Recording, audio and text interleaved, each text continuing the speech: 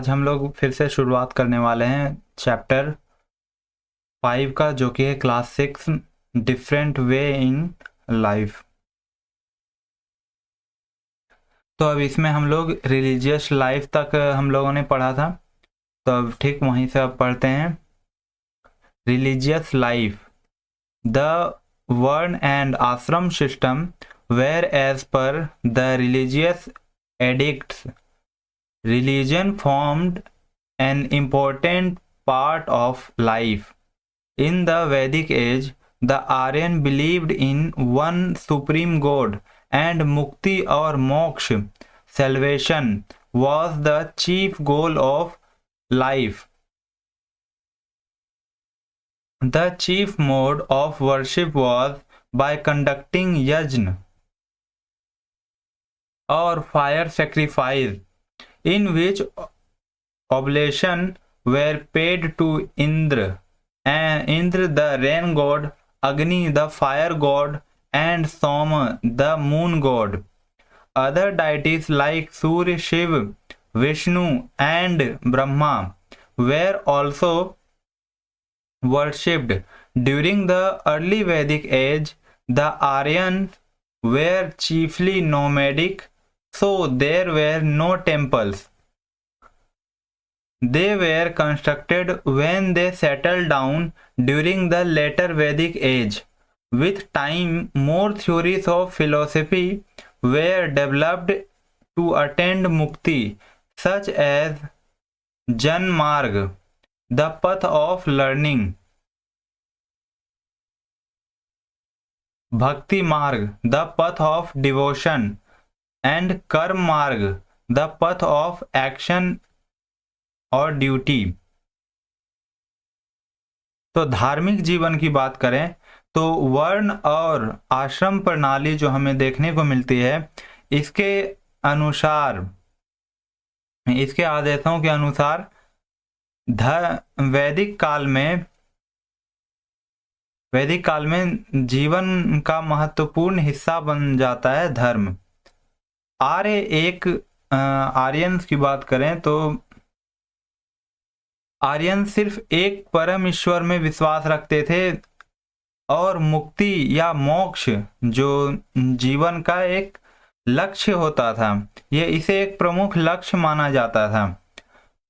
पूजा का प्रमुख तरीका यज्ञ या अग्नि हवन का आयोजन करके होता था, जिसमें वर्षा देवता जो इंद्र हैं उन्हें अग्नि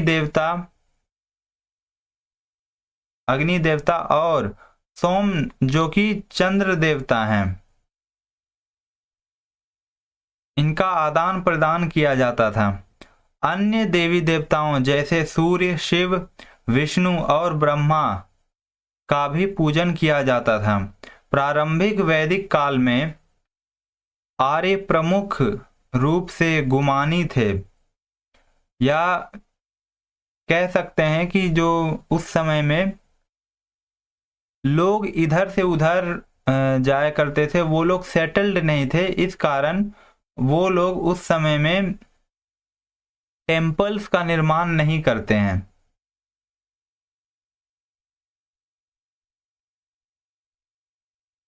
जब वे बाद में वैदिक काल के दौरान जब वह किसी एक क्षेत्र में बस जाते हैं तो तब वो मंदिर बनवाते हैं।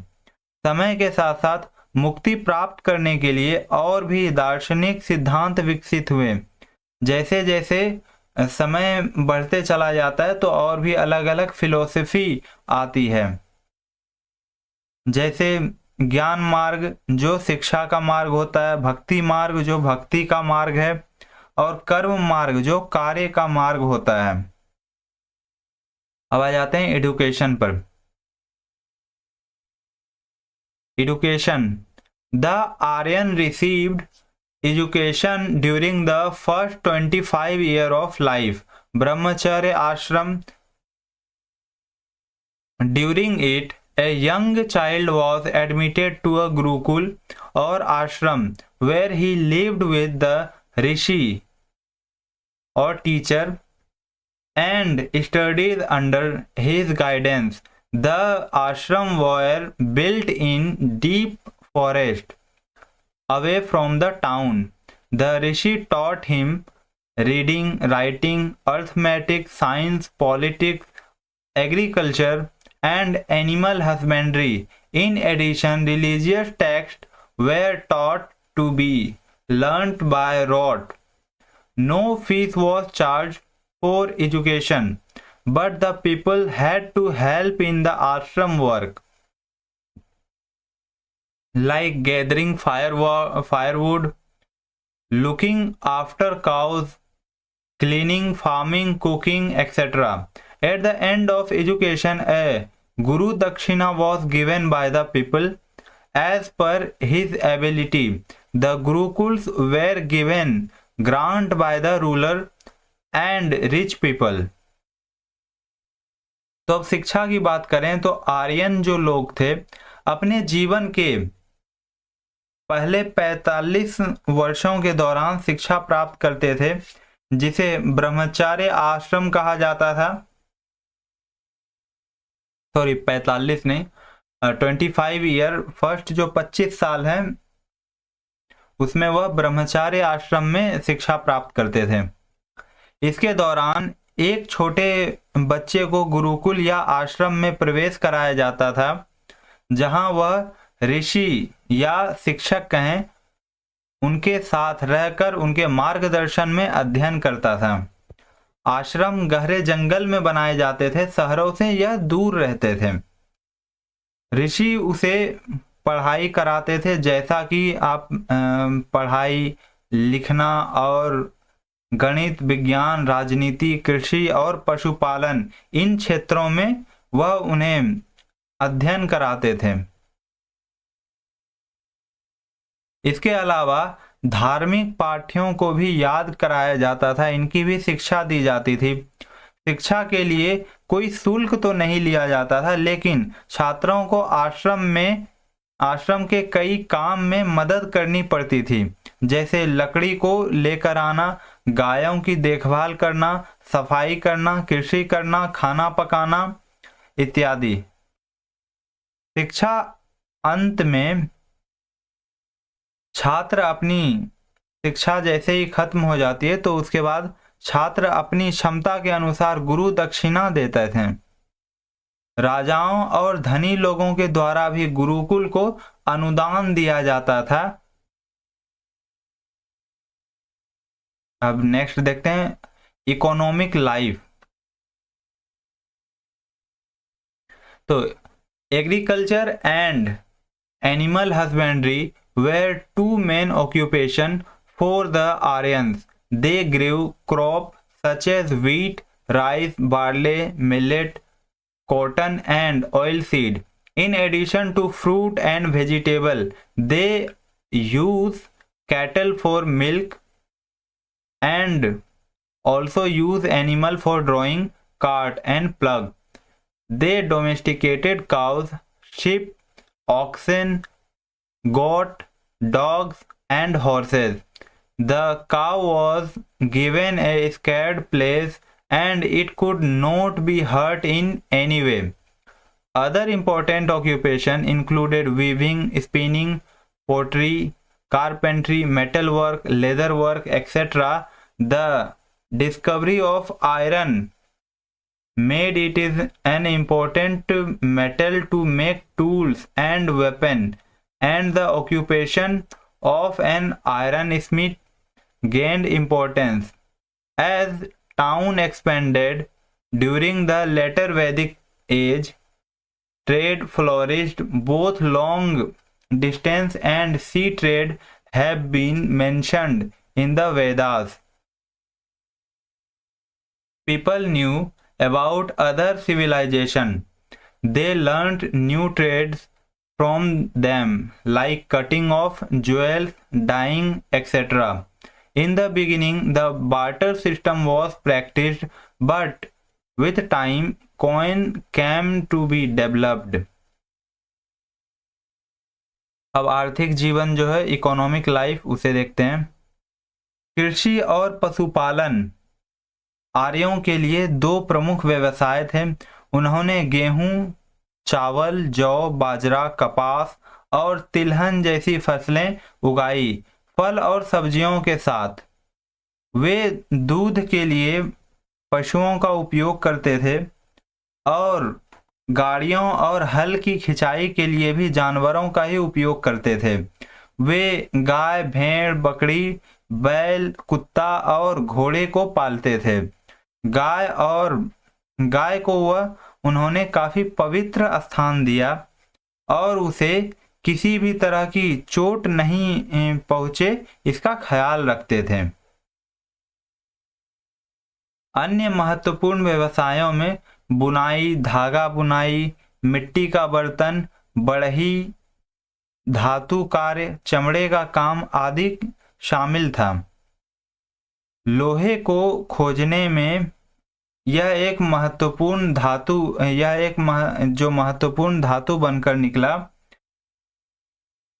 इस वैदिक काल का इनका काफी महत्वपूर्ण रोल रहा, महत्वपूर्ण इनकी भूमिका रही थी। उपकरण और शस्त्र बनाने के लिए भी लोहे का उपयोग किया गया और लोहार का व्यवसाय महत्वपूर्ण हो गया। वैदिक काल के दौरान नगर बढ़ गए, व्यापार में भी काफी वृद्धि हुई। वेदों में दूरस्थ और समुद्री व्यापार दोनों का उल्लेख किया गया है। लोग अन्य सभी सभ्यताओं के बारे में जानते थे। उन्होंने उनसे नई व्यापारिक दक्षता सीखी, व्यापारिक एफिशिएंसी, जो काम करने की क्रिया होती है वो सीखी, जैसे मणि को काटना, रंग करना आदि। प्रारंभ में आपको यह देखने को मिलता था, बार्टर सिस्टम उस समय में चलाया जाता था। बार्टर सिस्टम के तहत हम लोग वस्तु से वस्तु को बदलते हैं। इसमें आपको मुद्रा नहीं देखने को मिलती है। जैसे आज के समय में आप पैसे से लेन देन करते हैं, ठीक उस समय में वस्तु से वस्तु को बदला जाता था। लेकिन समय के साथ साथ सिक्के भी विकसित होने लगे। अब पॉलिटिकल लाइफ देखते हैं। The Aryans settled down during the later Vedic age. At first, they organized themselves into some tribes or clans under the command of a Rajan. He was the bravest or wisest man among them, but with time, this post became hereditary. He formed popular assemblies, Sabha and Samiti. The Sabha was the general assembly which all grown-up people attended. The Samiti was the assembly of the elders. The ruler also appointed ministers to help him. Two important ministers were the Purohit, or the spiritual head and advisor, and the Senani, or the army commander.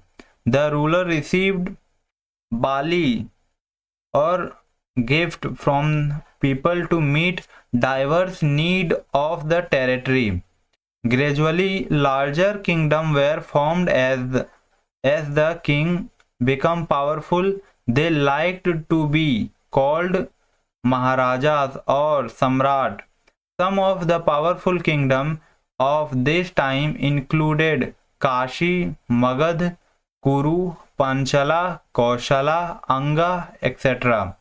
The king often fought with one another to expand their territory. The ruler maintained large armies, which include foot soldier, elephant rider, and horse rider. The commander rode chariot. The important weapon included lance, spear, sword, mace, javelins, etc. अब राजनीतिक जीवन में आर्य लोगों के द्वारा वैदिक काल के दौरान लेटर वैदिक काल जो है उसके दौरान वह वहाँ पर जब राजनीतिक गतिविधियाँ वहाँ चलती है तो पहले उन्होंने छोटी छोटी जनजातियों या गोत्र में खुद को पहले ऑर्गेनाइज किया, संगठित किया, जिनके नेतृत्व में एक राजा जिसे राजन उस समय में कहा जाता था, वो एक नेतृत्व करते थे। वह सबसे बहादुर या सबसे बुद्धिमान व्यक्ति होते थे, लेकिन समय के साथ साथ यह पद विरासत का हो गया। उन्होंने लोकप्रिय सभाएं बनाई, सभा और समिति। तो सभा सामान्य सभा थी जिनमें सभी बड़े लोग भाग लेते थे। समिति वृद्ध लोगों की सभा थी। राजा ने खुद को सहायक बनाने के लिए मंत्री भी नियुक्त किए थे। दो महत्वपूर्ण मंत्री थे, पुरोहित जो कि आध्यात्मिक गुरु होते थे, मुखिया होते थे, और दूसरा सलाहकार और सेनानी जिसे सेना कमांडर को रखा जाता था। राजा लोगों से बलि या उपहार प्राप्त करते थे ताकि वे भूस्वामित्व की विभिन्न आवश्यकताओं को पूरा कर सकें। धीरे धीरे बड़े बड़े राज्य बन गए क्योंकि राजा शक्तिशाली होते चले गए। उन्होंने महाराजा या सम्राट कहने का भी शौक हो गया। इस समय के कुछ प्रमुख राज्यों में जैसे काशी, मगध, कुरु, पांचाल, कौशांग, अंग आदि शामिल थे, जहां पर आपको राजा और सम्राट यह देखने को मिलते हैं। राजा अक्सर आपस में बड़ाई करने के लिए भी लड़ जाते थे एक दूसरे राजाओं से। राजाओं ने बड़ी बड़ी सेना बनाई जिसमें पैदल सिपाही, हाथी चढ़ने वाले और घोड़े चढ़ने वाले भी शामिल थे। सेनानी रथ पर चढ़ते थे और महत्वपूर्ण हथियारों में बरज, भाला, तलवार, गुर, जेवलिन यानी भालाई आदि शामिल थे। अब देखते हैं contemporary chalcolithic settlements. The civilisation not evolve at the same place everywhere while the Vedic age was developing rapidly in North India. The Deccan, Central and South India was still undergoing the Chalcolithic age. The Chalcolithic age lasted from about 4000 BC to 2000 BC in the Deccan. It continued right until about 1000 BC. Excavation have revealed different features of the Harappan and Chalcolithic civilization. अब ये समकालिक तौर पर जो Chalcolithic sites थे उस समय में बसे हुए लोग वो देखते हैं कि सभी जगह समान नहीं थे। सभी जगह पर समान दर्जे से सभी स्थानों पर सभी सिविलाइजेशन को विकसित नहीं किया गया। यानी आपको यह देखने को मिलता है कि अगर नॉर्थ इंडिया में काफी तेजी के साथ विकास आपको देखने को मिला सिविलाइजेशन के बाद, यह वैदिक एज में पहुंच गए। लेकिन यहीं अगर बात करें डक्कन वाले क्षेत्र की जो सेंट्रल में है और इसके अलावा साउथ इंडिया में, दक्षिण भारत में, उस समय में कहा जा रहा है कि जो चैल्कोलिथिक साइट था, चैल्कोलिथिक काल का दौरा लगभग 4000 ईसा पूर्व से 2000 ईसा पूर्व तक रहा। लेकिन वहीं दक्षिण भारत में यह लगभग 1000 ईसा पूर्व तक जारी रहा। अर्थात 1000 साल कह सकते हैं कि वो पीछे भी चल रहे थे। और खुदाई से हड़प्पा और चैल्कोलिथिक सभ्यताओं की विभिन्न विशेषताएं भी देखने को मिलती है, यह भी सामने आती है। अब डिफरेंसेस देखते हैं। Difference between Harappan and Chalcolithic settlements. Harappan settlements में पहला तो डिफरेंट हमें देखने को मिलता है कि the Harappan settlement were urbanised and chalcolithic settlement में the chalcolithic settlement were rural in nature. अब प्राकृतिक तौर पर कहा जा रहा है चैल्कोलिथिक सेटलमेंट में कि यह ग्रामीण थी, और वहीं अगर बात करें हड़प्पन की तो यह एक शहरीकरण जैसा शहर में आपको व्यवस्था देखने को मिलती है। ठीक उस प्रकार का ही व्यवस्था हमें हड़प्पन सेटलमेंट में देखने को मिलता है। The Harappan discovered copper first and made the alloy of bronze by mixing zinc and copper. अब कहा जा रहा है कि हड़प्पन जो है इन्होंने खोज की थी कॉपर की, जो कि पहली दफ़ा इन्होंने एलॉय जो कि ब्रोंज में से और मिक्सिंग जिंक और कॉपर का करते हैं, जिसके कारण हमें एलॉय देखने को मिलता है। वहीं the chalcolithic people discovered iron first and came to know of copper much later. तो चैल्कोलिथिक पीपल के बारे में कहा जा रहा है इन्होंने लोहे की खोज पहले की और कॉपर के बारे में इन्हें काफी समय बाद पता चलता है। The Harappan utilised the domesticated animals for different task. The chalcolithic people use stone for major activity. अब कहा जा रहा है हड़प्पन जो सेटलमेंट है वहां पर आपको देखने को मिलता है कि पालतू जो जानवर हैं उनका उपयोग वो लोग करते थे अलग अलग कार्य करने के लिए। यहीं चैल्कोलिथिक पीपल्स की बात करें तो इन्हें ये ज़्यादातर जो एक्टिविटीज़ है वो स्टोन का उपयोग करके करती थी। The main chalcolithic site in India are given in the map. These chalcolithic site vary in period from pre Harappan period to post Harappan period. Also located on the map the megalithic site। तो अब डेक्कन वाले क्षेत्र में case study the Deccan. The Chalcolithic site have been mainly found in the Deccan. An important feature at some of these sites is the burial ground called megalith। अब कहा जा रहा है चैल्कोलिथिक साइट के मुख्य जो हमें देखने को मिलते हैं दक्षिण भारत में मुख्य स्थल देखने को मिलते हैं। इन स्थलों में से कुछ में एक महत्वपूर्ण विशेषता है जिसे मेगालिथिक कहा जाता है, मेगालिथ साइट कहा जाता है।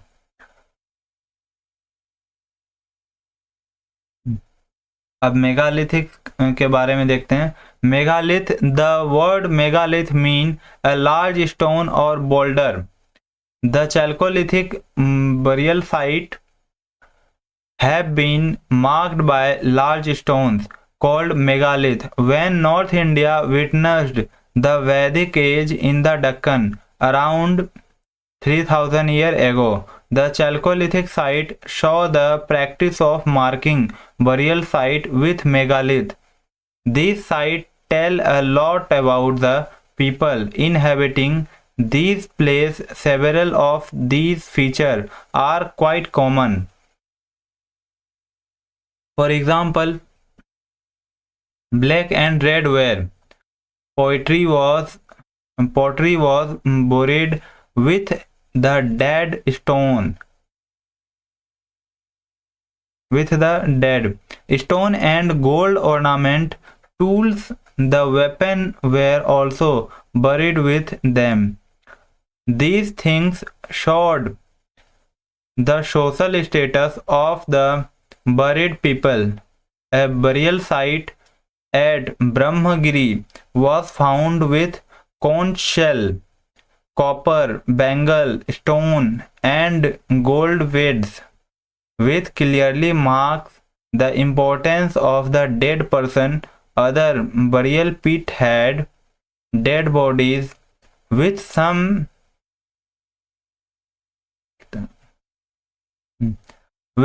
clay pot at some site. Family burial were discovered. This mean a deep and wide pit with the person and his relative buried alongside in the same pit. The approach to this burial pit was through porthole.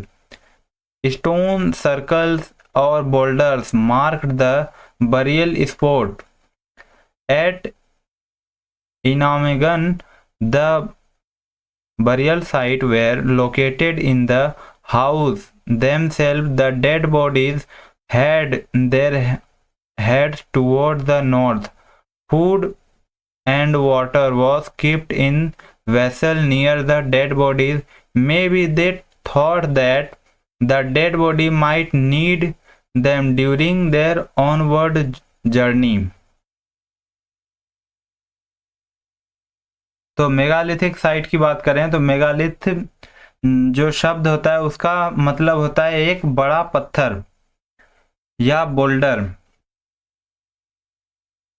तो चैल्कोलिथ दफन स्थलों के बारे में कहा जाता है कि यहाँ आपको बड़े पत्थरों से यह इस साइट को चिन्हित किया जा सकता है,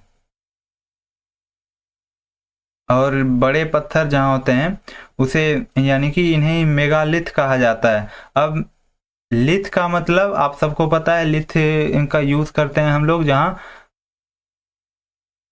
स्टोन्स की बात की जाती है, स्टोन्स की, और वही मेगा मतलब होता है बड़े स्टोन। तो बड़े और स्टोन इन दोनों को मिला करके ही मेगालिथ वर्ड बनता है। जब उत्तर भारत में वैदिक काल को देखा गया तब दक्षिण भारत में लगभग 3000 साल पहले चैल्कोलिथ साइट पर मेगालिथ के साथ दफन करने की प्रथा देखी गई। इन स्थलों की खुदाई से पता चलता है कि इन स्थलों पर बसे लोगों के बारे में बहुत कुछ ऐसा पता चला जिनकी काफ़ी विशेषताएं कि जो है वो सामान्य नहीं थी, इनसे हटकर थी। उदाहरण के लिए बात करें तो मृतकों के साथ काले और लाल बर्तन को दफन किया जाता था। साथ ही पत्थर और सोने के आभूषण, उपकरण और शस्त्र भी इनके साथ दफन किए जाते थे। ये चीजें दफन लोगों की सामाजिक स्थिति को भी दिखाता है। ब्रह्मगिरी पर एक दफन स्थल के साथ शंख शैली, तांबे की कड़ियां, पत्थर और सोने की मनके भी पाई गई, जो मृतकों के पर्सन जो हैं वो उनको स्पष्ट दर्शाते हैं। अन्य दफन खंडों में कुछ मृतकों शरीरों के साथ कुछ मिट्टी के घड़े, मिट्टी के जो बर्तन होते हैं वो भी साथ में मिलते हैं।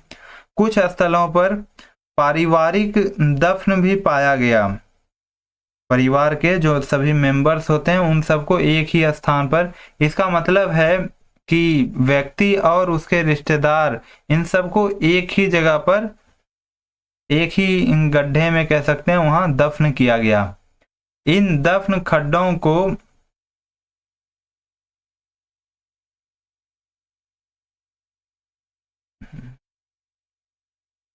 फिर कहा जाता है पत्थर के वृत्त या बोल्डर्स ने दफन स्थल को भी चिन्हित किया था। यानी वहां पर जहां पर आपको देखने को मिलता है कि दफन किया गया, वहां वो पहचाने जाने के लिए भी वहां पर कुछ बड़े पत्थर या राउंड जो पत्थर होते हैं वृत्त आकार में, उसे भी उसके आसपास में चिन्हित करने के लिए दफन किया जाता था।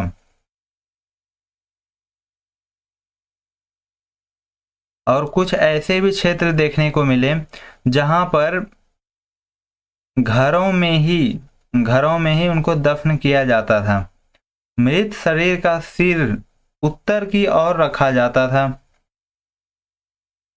और कुछ ऐसे क्षेत्र में भी देखने को मिला कि खाना और पानी मृत शरीरों के पास बर्तनों में रखा गया था।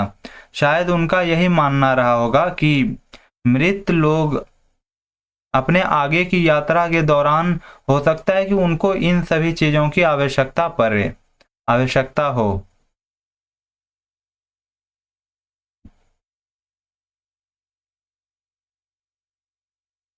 अब देखते हैं सामाजिक जीवन, सोशल लाइफ मेगालिथ साइट की। तो the map at the page showed many of the Chalcolithic site. The important one of them have been excavated at the Prakash Tapi Valley, the Dalmabad, Godavari Valley, and Inamgaon जो कि है Bhima valley. They date about 1500 BC. These sites were self-sufficient village with a population of about 1000 people. The people created a unique style of painted pottery. They also made many tools and ornaments. The people were farmers, hunters, and fishermen. They also reared animals. They practiced crop rotation and even irrigated their land. The people lived in rectangular houses having wattle and daub walls. Thatch was used to make roofs. Grains was stored in pit and bin shawl. The hearth was used for cooking. It had two arms under which fuel was burnt. Fire was also lit in courtyard to roast animals.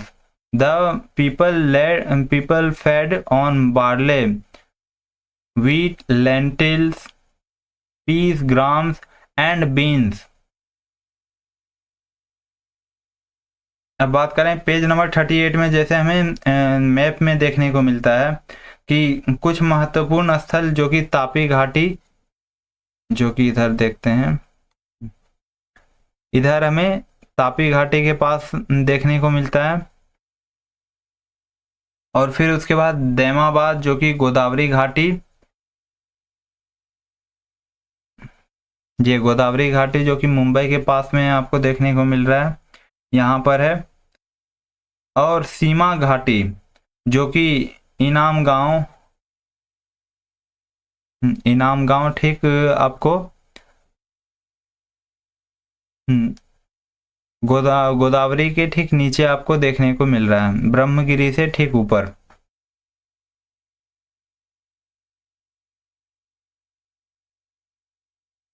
इनका समय लगभग 1500 ईसा पूर्व का है। इनका समय लगभग 1500 ईसा पूर्व का है। ये स्थल लगभग 1000 लोगों की आबादी वाले गांव का है। लोगों ने चित्रित बर्तनों का एक अनूठा शैली बनाया। उन्होंने बहुत सारे उपकरण और आभूषण भी बनाए। लोग किसान, शिकारी और मछुआरे थे। उन्होंने पशुपालन भी किया। उन्होंने फसल का पालतू बोना और अपनी भूमि की सिंचाई भी करते थे।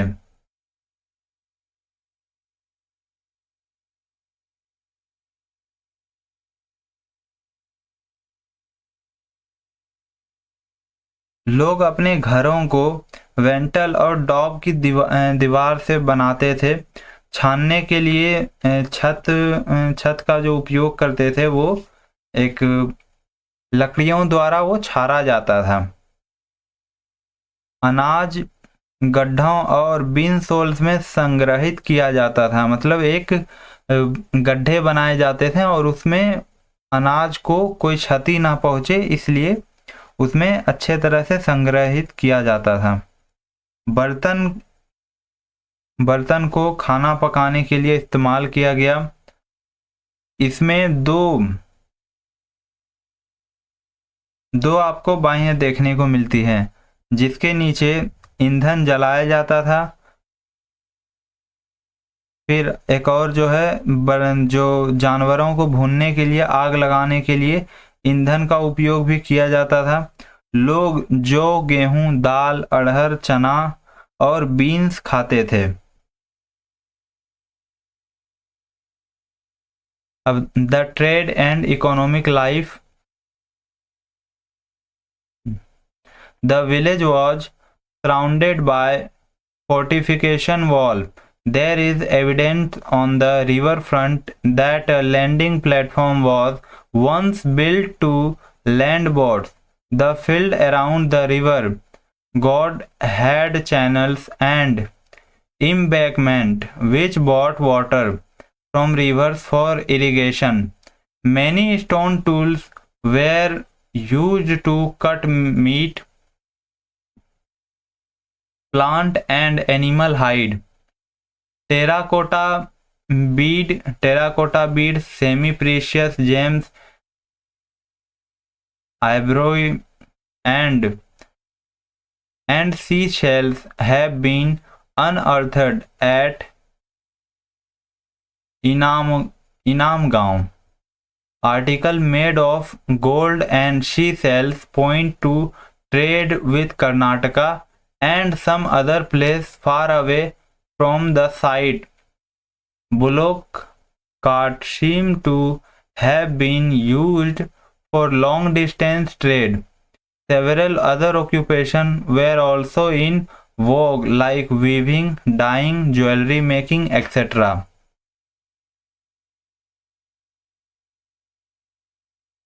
तो व्यापार और आर्थिक जीवन में गांव की बात करें तो गांव की रक्षा करने के लिए एक दीवार से गांव को घेरा गया था। फोर्टिफिकेशन यानी जो किलेबंदी की जाती है, उस प्रकार ही पूरे गांव को घेरा गया था। नदी किनारे पर एक लैंडिंग प्लेटफॉर्म, यानी कि वहां पर आपको देखने को मिलता है कि नदी किनारे में जिस प्रकार पोर्ट्स के पास आपको देखने को मिलते हैं जो नाव आते जाते हैं, तो वो किस प्रकार वस्तुओं को अनलोडिंग और लोड करने के लिए वहां पर जिस तरह पोर्ट्स का निर्माण किया जाता है, ठीक इसी प्रकार वहां भी आपको यह देखने को मिला। इसकी कुछ एविडेंस आपको सबूत देखने को मिले कि कभी कभी नौकों को उतरने के लिए इसे बनाया गया होगा। फिर गोंद नदी के चारों ओर के खेतों में केनाल और बांध बनाए गए थे, जिनसे सिंचाई के लिए नदियों से पानी आता और यह उनका उपयोग सिंचाई के लिए करते। कई प्रकार के पत्थरी उपकरण का उपयोग वह करते थे। मांस या पौधों और जानवरों की चमड़ी को काटने के लिए वो लोग करते थे। फिर इस समय में कहा जाता है कि टेराकोटा मनी जो होती है वो अर्धमूल्य रत्न, हाथी के दांत और समुद्री जो सीप आपको देखने को मिलते हैं, इनकी खोज की गई थी, इन्हें खोजा गया था।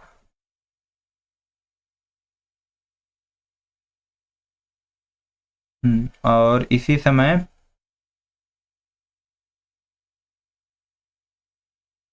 सोने और समुद्री सीप जो होते हैं उनसे बने कुछ आर्टिकल इस स्तर से कुछ दूर आपको कर्नाटक के पास और कुछ अन्य जगहों पर इनके व्यापार करने के कुछ संकेत देने जैसा सबूत देखने को मिलता है। इससे रिलेटेड हमें एविडेंस देखने को मिलता है। फिर इनसे काफ़ी दूर उस समय में व्यापार किया जाता होगा, इनका भी प्रमाण मिलता है। दूरस्थ व्यापार के लिए बैल रथों का उपयोग किया जाता होगा, यह एक अनुमान लगाया जाता है। वस्त्र बुनाई, रंग करना, आभूषण निर्माण आदि तरह तरह के व्यवसाय भी इस समय प्रचलन में थे।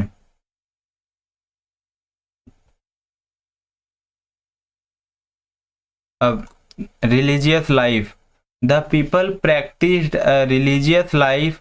They worshipped mother goddess and the bull.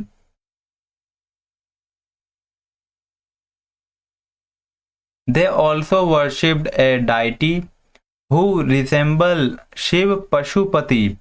They seem to have belief in life after death, as the burial site have been found with many things, including food articles. These items were kept there in the belief that the dead might need them in their journey to other world. अब धार्मिक जीवन की बात करें तो लोग धार्मिक जीवन तो अपनाते थे। उन्होंने उस समय में कहा जाता है वह बुल यानी कि बैल की भी पूजा करते थे। उन्होंने ऐसे देवता की भी पूजा की जो शिव पशुपति के जैसे दिखते थे। लगता है कि उन्होंने मृत्यु के बाद जीवन का भी वह विश्वास उनको होता था कि मृत्यु के बाद भी एक अलग जीवन होता है, क्योंकि दफन स्थलों पर खाने की चीजें के सहित और भी कई चीज पाई जाती थी। इन चीजों को वहां रखा गया था क्योंकि माना जाता था कि मृतक लोग दूसरी दुनिया के सफर में इन सभी चीजों की उनको आवश्यकता हो सकती है। तो ये चैप्टर भी आज खत्म होता है।